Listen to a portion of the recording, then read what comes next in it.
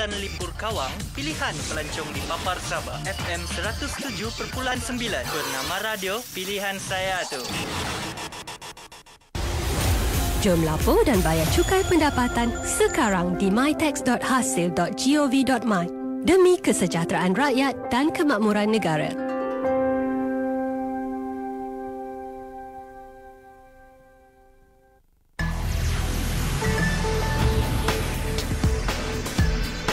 Ya, Assalamualaikum, salam Malaysia Madani. Waktu ini kita bersama-sama dalam program Klinik Cukai. Cukup menarik topik pada hari ini ya, di mana kita nak bawa tentang bantu hasil tangani pelarian cukai. Ya, lari, tangkap. Main kejar-kejar. Okey, baik dan ya. Kita bersama-sama bersama. Kenapa Syah? Kita bersama-sama. Kita tak tahu nak lari tu kat mana. Nak lari kat mana? Sebab tadi dia dah hint sikit kan tetamu kita ni. Kita tak tahu macam mana mereka yang lari cukai ni betul-betul nak menyorokkan diri mereka ni. Betul lah, kita bawakan dua orang pakar, iaitu kita ada Encik Muhammad Khalil Kamarudin, Ketua Penolong Pengarah Jabatan Perisikan dan Profiling Lembaga Hasil Dalam Negeri Malaysia. Assalamualaikum Encik Khalil. Assalamualaikum. Dan juga kita ada Encik Muhammad Syahrin Samsudin, Penolong Pengarah Jabatan Perisikan dan Profiling Lembaga Hasil Dalam Negeri Malaysia. Encik Syahrin, selamat pagi. Selamat pagi. Terima kasih bersama kami. Ya, terima kasih. Dua-dua orang hebat ni. Ya. 2 minggu kita tak dengar. Betul. 2 minggu kita rehat. Datang Kembali lagi dengan topik yang sangat dum-dum-dum. Betul. Okey, jadi yang pertama sekali kita nak tahu apa itu pelarian cukai. Baik, terima kasih Puan. Terlebih dulu kami sebelum jawab soalan ni, saya nak ucap terima kasihlah kepada pemberi maklumat selama ni yang telah beri maklumat kepada kami tentang pelarian cukai lah. Okay. Baik, saya teruskan kepada pelarian cukai lah. Saya suka bercerita sikit lah tentang pelarian cukai ni. Secara umumnya pelarian cukai ni adalah satu tindakan yang menyalahi undang-undang lah, undang-undang percukaian lah, yang berniat untuk mengurangkan bayaran cukai. Okey, kalau saya pecahkan kepada beberapa perkara, dia punya kaedah untuk pelarian cukai ni, yang pertama dia mesti ada niat. Dia ada niat untuk mengurangkan bayaran cukai itu. Okey. Yang kedua, dia akan buat perancangan untuk melarikan cukai. Tax planning orang panggil. Tax planning lah. Yang kedua, yang ketiga, dia menyalahi undang-undang lah. Untuk makluman, kita kena clear lah. Setengah individu tu dia ada satu prinsip lah. Prinsip dia ada dua, satu tax evasion, pelarian cukai, satu tax avoidance, pengelakkan cukai. Okey, pengelakkan cukai ini bermaksud dia pun ada niat untuk mengurangkan bayaran cukai dan dia buat perancangan, tapi dia sah dari segi undang-undang. Yang pelarian cukai ni tak sah. Kita dapat, saya suka cerita analogi bagaimana pelarian cukai ni dengan pengelakan cukai lah. Contohnya macam kami daripada rumah tadi untuk datang ke pejabat ke bernama ni lah. Baik. Kami telah merancang perjalanan tu macam mana nak pergi kepada bernama punya stesen radio ni dalam tempoh yang ditetapkan. Baik. Kami terancang ikut jalan ni, tapi kami ikut peraturan undang-undang. Bagi pelarian cukai, dia lari pada undang-undang yang telah ditetapkan. Contoh langgar traffic light, langgar lawan had laju ke apa-apalah, itu yang menyalahi undang-undang. Cepat. Tapi sampai ke lokasi juga. Sampai lokasi mungkin lebih awal. Macam pengelakan cukai ni, dia mungkin mengurangkan cukai seperti yang telah ditetapkan dalam peruntukan undang. Dia boleh ada contohnya dengan contoh individu lah, dia ada peruntukan untuk pelepasan SSPN. Tahun ni aku nak kurangkan bayaran cukai lah, aku bayar banyak-banyak pada SSPN untuk mendapat pelepasan cukai. Itu yang dibenarkan. Baik. Lepas tu ada sumbangan-sumbangan. Ya, derma. Dia plan di awal. Bayar zakat. Itu no problem. Itu pengelakan cukai, tax avoidance. Tax plan ni lain. Tax evasion ni pelarian cukai, dia lari terus. Dia ada dua selalunya dia langsung tak lapor cukai. Langsung dia nyorok, dia ada pendapatan perniagaan, dia nyorok langsung tak lapor pada pihak kami lah. Yang kedua dia lapor, yang kedua dia lapor tapi dia buat penipuan dalam tu. Penipuan yang melanggar kepada peruntukan undang-undang percukaian. Itu secara umum lah kita lihat kepada pelarian cukai. Jadi kita kena faham ada dua perkara. Yang pertama, pelarian dia langsung tak bayar, senang cerita. Yang kedua, mengelak cukai ni dia bayar tapi dengan cara yang berbeza. Dia mungkin derma. Betul, kan ada macam bayaran-bayaran lain untuk kurangkan pembayaran cukai seseorang individu. Niat dua-dua nak kurangkan cukai. Betul. Tapi pengelakan ni dia mesti mengikut peruntukan undang-undang yang telah ditetapkan. Pelarian cukai ni dia lari. Contohnya, dia buat penipuan dalam pembelanjaan dia ke yang tak betul. Dia tak pernah wujud pun dia create pembelian tu. Mesti ada. Ya. Okey, faham? Jangan main-main tau. Dia macam nak kahwin dua lah. Kan. Tujuan Lari-lari. dia sama nak kahwin dua. Yang pertama memang kahwin terus, tak bagi tahu isteri pertama. Yang kedua dia bagi tahu isteri pertama, ranjau sikit dapat juga kahwin. Saya rasa analogi awak lebih faham. Lebih faham Sangat undi analogi kami. Tiba. Okey, tapi kalau dari sudut kesalahan, apa sebenarnya yang sering dilakukan oleh mereka yang lari daripada cukai? Okey, sebenarnya kita ada 6 kategori untuk pelarian cukai. 6 kategori ya. Yang pertama is dia tak hantar borang nyata cukai. Yang tu tak declare langsung. Sebagai contoh, sekiranya individu ataupun syarikat tu memiliki pendapatan bercukai yang telah ditetapkan tapi dia tak declare pada kami. Itu adalah satu kesalahan dan di mana di bawah Seksyen 112 Akta Cukai Pendapatan 1967 dan ia boleh dibawa kepada pendakwaan lah. Yang kedua is dia lapor tapi dia kurang lapor macam Cik Kali cakap tadi. Sebagai Dia contoh, tipu-tipu lah. Sebagai contoh mereka dapat income tahunan, pendapatan tahunan sebanyak 200,000 sebagai contoh kan. Tapi dia declare 100,000 je. Okey. Benda macam tu adalah pelarian cukai yang kategori kedua lah. Yang ketiga is kalau aset memiliki aset yang tinggi. Aset yang tinggi tu memiliki aset tinggi tak salah, seperti memiliki rumah, hartanah ataupun kenderaan mewah. Tapi yang salahnya dia lapor tak setara dengan aset yang dimiliki.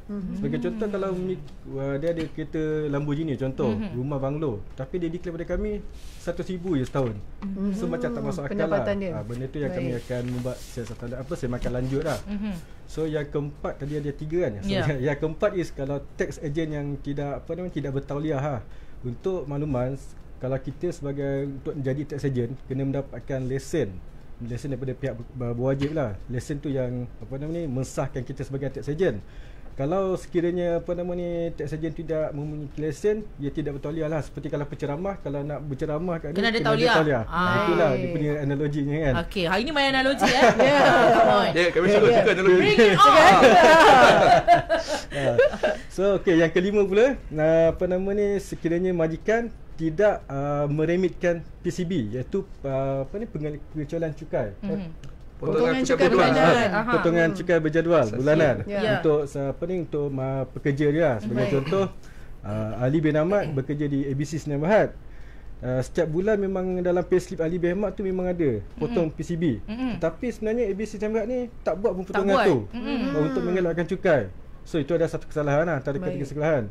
So yang terakhir is kalau sekiranya perniagaan ataupun syarikat yang membuat pemalsuan ataupun memanipulasi dokumen-dokumen seperti invoice ataupun receipt untuk mengelak daripada cukai.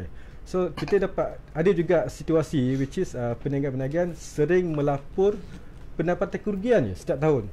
Setiap tahun tak silap melapor kerugian. Tapi masih beroperasi. So itu kemuskilan kepada kami, something yang tak betul lah. So benda-benda macam tu kami akan membuat semakan atau peserta lanjut lah. Dah rugi kau daripada satu kedai dia jadi Wisma, rugi apa? Biasanya akan buat proksi. Tapi memang wujud pelapor cukai yang sedemikian. Ada banyak cara nak lari cukai sebenarnya. Tapi kami dah spesifikkan kepada 6 kategori berikut. Baik, Cik Amy Syazan dia tanya ada sesi soal jawab ke untuk anda bersama kita. Kalau ada sebarang soalan yang nak tanyakan, boleh terus ajukan di live Facebook Bernama Radio. Betul. Okey, bukan senang ni kita nak dapat jabatan perisikan dan profiling ni. Jangan orang perisik nak bagi tahu macam mana dia merisik. Cara kan dia macam yang kahwin dua tu. Saya masih kekang analogi saya. Betul. Okey, jadi kita dah tahu dah itu antara 6 perkara kan bagaimana ataupun kesalahan lah yang dilakukan oleh mereka yang nak lapor cukai ni. Apa pula penalti yang dikenakan kepada mereka ni? Okey, kalau kita bicara tentang penalti ni banyak di lembaga hasil ni. Kalau 30 minit tak cukup, 3 hari pun. Bagi yang impact lah, yang impact. Lah. Kita fokus pada pelarian cukai lah. Pelarian cukai ni tadi seperti kita bincang tadi, dia ada, kita bagi kepada 2 lah. Satu langsung dia tak lapor cukai lah. Dia tak declare pada kita. Kalau jatuh kesalahan tu, kita di bawah Akta Cukai Pendapatan, dia kena denda RM200. Ini yang umum sehingga RM20,000 dan atau penjara tidak melebihi 6 bulan kedua-duanya lah, atau kedua-duanya sekali. Itu yang langsung tak lapor, tak declare kepada lembaga hasil dalam negeri lah. Yang kedua, saya pergi terus kepada yang sengaja mengelak cukai lah. Okey, dia tak lapor, itu dia punya penalti 1,000 sehingga 20,000 atau penjara tidak melebihi 3 tahun 3 tahun atau kedua-duanya sekali, dan dia ada penalti sebanyak 300% daripada cukai yang tertinggal tu. Dia kena bayar. Agak tinggi lah benda ni. Tapi walaupun mengenai ini umum, sebab kita pihak lembaga hasil akan keluarkan garis panduan kepada orang tentang penalti ni. Mungkin dia tak cecah peratusan 300 tu lah. Okey. Baik, saya ada dapat soalan daripada pendengar. Dia kata, Assalamualaikum tuan berdua. Macam mana nak laporkan majikan yang dalam slip gaji tolak cukai tapi sebenarnya tak ada? Caranya macam mana? Dah tak sabar tu tadi nak lapor je. Cara untuk melaporkan pada kami lah. Boleh kita rumuskan macam tu lah. Okey, seperti semaklum pihak LSDN kami amat komited lah untuk memerangi pesalah-pesalah pelarian cukai ni. Dan untuk bagi situasi seperti tadi tu, kita LSDN telah melancarkan satu produk baru, iaitu sistem EPC, pelarian cukai, which is sistem ni dibangunkan untuk menunjukkan SDNM dan setara dengan agensi-agensi kutip cukai di negara luar seperti di Singapura dan Australia. Actually sistem ni baru saja dilancarkan pada 1 Januari yang lepas. Dan untuk pemanggil seperti tadi kan, kalau untuk membalas aduan boleh akses pada sistem tersebut. Kat mana sistem tersebut boleh dilayari? Di website kami www.hasil.gov.my. Laju saya cakap www.hasil.gov.my. Dekat dalam tu ada ruangan maklum balas, dan dalam ruangan maklum balas ada laporkan pelarian cukai. Ataupun lebih mudah sekiranya akses terus pada link https://e-pelariancukai.hasil.gov.my. Itu sistem baru yang kami telah lancarkan nak menggantikan kaedah yang kita guna pakai sebelum ni, iaitu terimaan aduan pelarian cukai melalui email kepada kami. So email tu kami dah masukkan untuk mendapatkan aduan-aduan yang diterima lebih sistematik dan lebih berstruktur. Okey, soalan susulan. Bila kita memberikan laporan, maksudnya kita buat aduan, kita tengah mengadu ni bersama majikan kita ni. Yang pertama, adakah kita punya maklumat akan dirahsiakan? Yang kedua, banyak soalan. Berapa lama masa yang diambil untuk siasatan dilakukan? Yang ketiga, perlu kita paparkan apa-apa bukti ke? Okey, saya nak menjawab yang pertama. Yang kedua, ketiga Cik Khalil boleh jawab. Sebab Cik Khalil macam bos kan dengan jawatan. Okey. Menjawab soalan tadi, 100% rahsia. Dan segala maklumat tentang pengadu memang tugas kami untuk melindungi maklumat pengadu. Dan maklumat pengadu memang tidak boleh bocor ke pihak lain lah. Itu sangat bahaya lah. Sebagai contoh, kalau sekiranya si Pola ni nak membuat aduan terhadap majikan dia yang membuat pelarian cukai, dan kami akan tetap melindungi lah pengadu tersebut. Takut nanti kalau kita menjejaskan privasi si pengadu lah, sekiranya dapat tahu daripada majikan dia. So untuk soalan kedua, berapa lama masa diambil, dan soalan yang ketiga, adakah dokumen bukti ke? Talu. Seronok kan, best kan? Apa lah rasa macam tengah soal siasat. Meriah. Saya tak kira semua senang. Senang boleh jawab. Tempoh tu sebenarnya kita bergantung sebab kita ada beberapa proses. Sebab di peringkat pintu masuk tu, seperti Cik Syarin cerita, dia melalui sistem baru yang kita develop lah. Dengan sistem ni kita akan, saya nak cerita kena spesifik berapa bulan. Tapi adalah perkara-perkara yang dengan sistem, dinilai dengan sistem baru ni, sebab kita kena tapis dulu. Kadang maklumat yang aduan masuk tu, kadang-kadang yang tak berpotensi. Kadang kita terima banyak aduan yang orang kata rumor, hearsay lah, apalah. Itulah tadi yang soalan ketiga tu berkenaan bukti dokumen. Itu penting. Kami kategorikan maklumat yang terima tu yang berpotensi ataupun tak. Kadang-kadang dia bagi maklumat sekian nama ni tak lapor cukai. Apa dia tak lapor cukai? You check lah, ataupun tak ada maklumat. Jadi bila kita semak secara umum sistem kita, memang tak ada isu ataupun dia lapor cukai dengan betul. Kalau dia ada spesifik, kita perlukan maklumat yang spesifik. Contoh dia tipu apa, dia ada pelarian cukai di mana. Lepas tu dengan supporting dokumen lagi baguslah. Kita akan memudahkan kita, mempercepatkan kita proses. Sebab pihak kami ni akan salurkan kepada pihak, jika berpotensi dia risk dia tinggi, kita akan bagi pihak siasatan. Jika risk dia ada rendah sikit, kita bagi kepada pihak audit untuk tindakan. Okey, itu dia ya, fasa-fasa lah yang dilakukan. Okey, tapi itu adalah kalau kata kita nak melaporkan majikan kalau kata tidak membayar cukai. Jadi mereka, pendengar kita tanya ni, bagaimana pula pihak risikan ni dapatkan mereka yang berpotensi lari cukai ni? Melalui media sosial ke? Macam mana nak tahu tu? Itu rahsia, tak adalah. Kami untuk kita punya aktiviti risikan lah. Dia banyak pelbagai lah. Antaranya kita buat macam tadilah kita pergi pada open source melalui media sosial. Itu antara yang kita pantau lah di pihak lembaga SER. Yang kedua tadilah yang kita bincangkan hari ni lah melalui maklumat daripada orang awam yang memberikan. Orang awam ni membantu kami. Itulah hari ini tajuk bantulah hasil dalam menangani pelayanan cukai. Kami lah. Ya, betul. Itu selalu maklumat daripada orang awam ni yang betul-betul potensi saya kata tadi memang membantu banyak untuk kami mengambil tindakan penguatkuasaan seperti siasatan ataupun audit. Membantu banyak. Jadi orang ramailah kena bersama-sama dengan HDN untuk membantu. Tengok dia beli gelang 3. Wow. Sampai ke siku. Sampai 3 siku. Lepas tu betul saiz. Kalau declare tak apa, tak ada masalah. Yang paling penting adalah saya tambah satu tentang kerahsiaan tadi kan. Sebab ini banyak isu jugalah, saya bangkit terus ke sini ya. Kadang kerahsiaan ni orang yang diadu tu subjek, kalau term kami subjek lah, orang yang diadukan tu adalah pembayar cukai. Jadi kami tak boleh, dan dalam Akta Cukai Pendapatan kami kena menjaga maklumat pembayar cukai kami. Kadang-kadang pengadu hadir, dia dah bagi maklumat, dia nak tahu apa status kes, apa, kita tak boleh maklumkan. Kita sekadar mengadu sahaja. Anda bukan pegawai penyiasat yang nak tanya nak update sampai mana. Jangan follow up tiba kan. Jangan follow up pegawai. Maklumat yang subjek tu kadang kita dah buat siasatan. Contoh, kita cakap yang kes Encik adu tu kami dah buat siasat. Kami telah membocorkan maklumat pencukaian dia. Itu kami boleh diambil tindakan. Tak boleh. Sebab tu kadang pihak-pihak awam tak faham. Dia kadang bila senyap je tak ambil tindakan apa kan. Dia datang balik pada kami.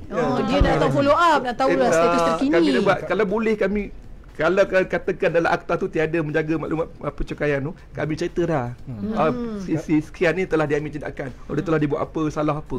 Tak boleh. Jadi kami dah terkandung dalam Seksyen 138 lah ACP, di mana pihak pengadu ni tidak dibenarkan sama sekali untuk mengetahui apa status kes yang telah dilakukan. Kena lindungi. Jadi tanggungjawabnya hanyalah mengadu sahaja.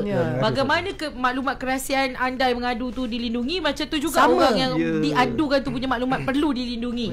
Subjek itu pun perlu dirahsiakan. Kedua-duanya perlu dilindung. Kami maklumat identiti pengadu tu, level kami yang penerima dia front desk ni untuk ambil aduan, kami je tahu. Bila kami dah analyse maklumat tu aduan, kami bagi hanya maklumat yang telah analyse kan, tanpa maklumat identiti pengadu. Maksudnya pihak audit, pihak siasatan pun tak tahu siapa. Tak tahu siapa yang mengadu. And then pihak audit siasatan pergi kepada pembayar cukai pun tidak dimaklumkan kes itu daripada aduan. Kadang pembayar cukai, kadang kita telah buat siasatan, ini kes daripada mana? Daripada aduan ke? Kita pun tak benarkan benda tu berlaku. Maksudnya dia tak tahu. Betul jaga amanah tau. Macam konsep dia tiba-tiba kau kena audit. Tak datang je. Tiba dah terlepas tempoh 30 hari untuk surat. Salah lagi telefon. Orang kata Nona dapat surat dah. Nona dapat surat. Kena audit ke? Tanya. Okey. Baik, Cik Syarif, tapi kita tak tahu jugalah bagaimana sebenarnya rakyat ni, masyarakat bersama-sama dengan hasil sendiri dalam menangani pelarian cukai ini. Bagaimana mereka ni membantu pihak kita nak tahu. Kadang-kadang kita ni nak bagi maklumat, ataupun kita rasa macam ni tak kenal lah dengan orang ni. Dia ada tak macam sedikit background ke, at least kan, kalau kita nak salurkan maklumat tu, ni nampak macam nak lari ni. Macam tengok spek, ni boleh adu ni. Spek tu boleh scan je, jangan main-main. Okey, macam saya cakap tadi, kalau sekiranya orang awam ingin membuat aduan berkenaan pelarian cukai, boleh menyalukan maklumat kepada sistem kami EPC. Dan LHDN telah menetapkan sistem tu memang amat memudahkan untuk pengguna. Tapi saya nak bagi sedikit nasihatlah kepada orang awam supaya tidak terlalu mengambil mudah lah terhadap sistem yang telah dibangunkan.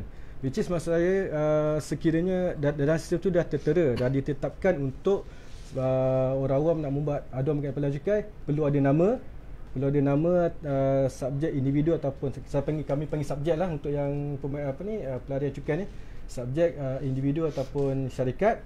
Yang kedua is mesti kena ada nombor IC individu untuk sekiranya subjek individu, ataupun nombor cukai untuk individu dan juga syarikat, nombor cukai lah, nombor cukai pendapatan mereka, dan juga nombor SSM bagi perniagaan. Dan juga dalam sistem tu kami dah tetapkan perlu ada kategori pelarian cukai yang untuk dipilih, macam saya dah ceritakan tadi, dan juga informasi. Dia kena type, dia kena ceritalah berkenaan apa jenis pelarian cukai yang telah dibuat oleh subjek. Karangan ke? Point lah. karangan sangat Tak dalam adalah kami pun tak banyak pun dalam tu. Dan yang paling penting sekiranya kalau ada dokumen-dokumen untuk di-attach bersama. Sebagai contoh kalau invoice ataupun receipt ke kan, seperti dia buat belian dekat company ni. Dan company tu bagi invoice dan didapatilah dia syaki invoice tu palsu. So dia laporkan kepada kami. Tapi kami tak beri jaminan yang bahawa dakwaan tersebut adalah berasas atau tidak. Kami ada semakan kami. So kalau sekiranya kes tu potensi, kami akan membuat ke peringkat selanjutnya, tindakan selanjutnya. Dan kalau tidak potensi, setakat itu je lah kami terima aduan. Macam itulah proses sedikit lah. Cuma saya nak tambah sikit lah yang berkenaan secara untuk makluman semua lah. Sebab kami punya proses untuk ni kami bersifat lembaga hasil lah, bersifat historical tau. Macam tadi yang mau cakap tu, dia ni macam nak lari cukai untuk current lah. Benda tu tak berlaku lagi. Kita tahu, katakan nampak dia kadang-kadang dia cerita tak nak lapor cukai lah apa. Jadi tengok ujung tahun atau bulan April ni dah lapor. Dah lapor. Benda tu kami tak boleh tindakan. Sebab kami ambil yang dah belakang, kebelakangan. Itu bagi historical punya ni. Kami tak macam pihak polis ke benda berlaku. Tiba-tiba sepanjang masa tangkap dia. Masih dalam siasatan status dia macam tu kan. Okey, tapi kita nak tahu juga kalau katalah mereka ni, masyarakat ni nak buat laporan tetapi ada dokumen-dokumen yang diminta tak ada. Maksudnya dia tahu yang seseorang ni, individu ni, syarikat ke apa ke, macam nak lari cukai. Cumanya untuk dibuat laporan tu dia tidak adalah dokumen-dokumen sokongan tersebut. Boleh ke dia buat aduan? Dia cuma macam nampak je. Boleh. Macam saya cakap tadi, dokumen tu bukan compulsory lah. Kalau ada dokumen tu lagi bagus, lagi menguatkan asas pada dakwaan tersebut. Tapi kalau tak ada dokumen, contoh dia nampak si A ni memiliki kereta mewah, tapi dia kena dapatkan nama A dan juga macam saya cakap tadi IC ataupun nombor cukai pendapatan lah. Laporkan saja dalam e-pelarian cukai. Kami nak promote lah sistem tersebut, e-PCB ni. Maksudnya kena ada nombor cukai pendapatan ataupun nombor kad pengenalan jugalah. Ya, betul. Risik-risik je sembang-sembang. Raifa, IC berapa nombor? Okey, ada soalan daripada Husaini Ibrahim. Dia katakan, Tuan, kalau subjek ni adalah company yang potong PCB kita tapi tak bayar kepada LHDN, takkanlah kami ni tak boleh dapat tahu hasil ataupun outcome siasatan kerana ia membabitkan duit PCB kami. Bila buat declare cukai tak dapat lebihan bayaran cukai sebab company tak carum, Tuan.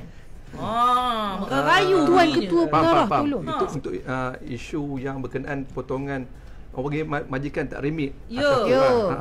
Sebab tu hak dia lah. Sebab sebenarnya itu bukan ada salah satu lah pelayanan cukai yang dijalankan oleh syarikat lah. Tapi sebenarnya untuk kes seperti tu, bagi saya punya pandangan lah, dia kena berhubungan dengan unit pengutan juga, pengutan yang menguruskan ledger account dia. Dia akan pihak pengutan akan melihat balik. Dia akan menyatakan ada dua unit lah, satu pengutan, satu unit majikan. Di lembaga saya ada unit majikan. Unit majikan tu akan ambil tindakan kepada majikan dia. Akan ambil tindakan sebagai undang-undang lah. Kenapa tak remit atas ni cukai yang telah dipotong oleh kepada pekerja. Cuma isu dia bila dia refer kepada pada unit pengutan, ledger dia tu, sebab cukai bangkit, PCB tak ada, kan tak naya kepada dia. Kesian kepada dia lah. Jadi bila dia tahu maklum tu, maksudnya cukai lebih tu ditanggung oleh majikan, masih belum masuk.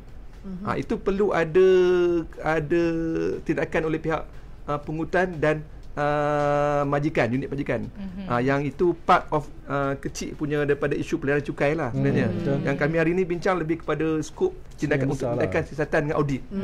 Yang besar lagi. Tapi masihlah juga maksudnya status siasatan tersebut tetap juga pengadu tak boleh nak ambil tahu sebabkan Encik Husaini ni dia nak tahu status sebab dia dah buat aduan.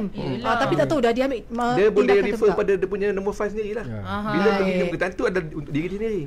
Dia akan tahulah, pengutan akan terangkan apa pun tindakan telah diambil ke tapi jangan tanya pihak perisikan, pergi tanya jabatan lain. Unit pengutan yang collection. Pengutan mereka banyak unit. Banyak sekali. Untuk Cikgu Saimi, kami minta maaf lah. Tak boleh.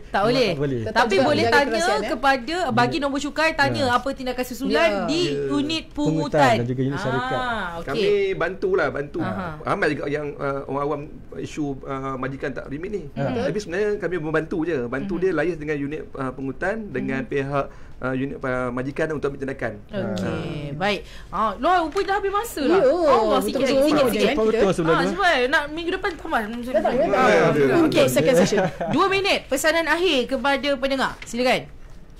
Okey, di kesempatan inilah kami seperti tajuk kita punya slot pada pagi ni, bantu hasil untuk menangani pelayaran cukai. Bukan apa, sekiranya pelayaran cukai ni dapat dikurangkan, kita dapat meningkatkan kutipan hasil kutipan cukai hasil negara lah, dan seterusnya dapat membangunkan ataupun meningkatkan income negara.